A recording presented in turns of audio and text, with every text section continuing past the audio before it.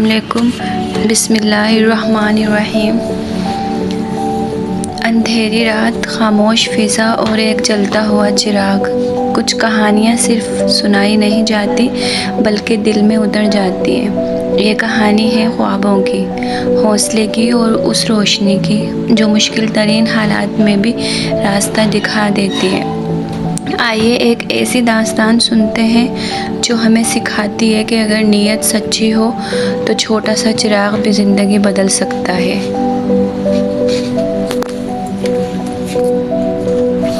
एक छोटे से गांव में अहमद नाम का एक गरीब मगर मेहनती लड़का रहता था।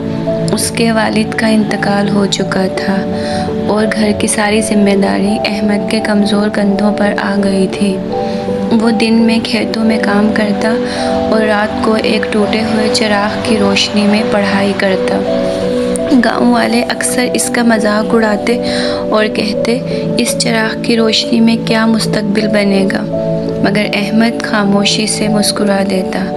इसकी माँ हमेशा कहती थी, बेटा नीयत साफ़ हो तो चिराग भी सूरज बन जाता है। एक दिन गांव में शहर से एक उस्ताद आए। उन्होंने अहमद को पढ़ते देखा तो बहुत मुतासिर हुए। अहमद की मेहनत और लगन देखकर उन्होंने इसे शहर के एक अच्छे स्कूल में दाखिल करवा दिया। सालों बाद अहमद एक बड़ा अफसर बनकर अपने गांव वापस आया। इसने सबसे पहले वही पुराना चिराग निकाला, इसे जलाया और कहा, ये चिराग मेरी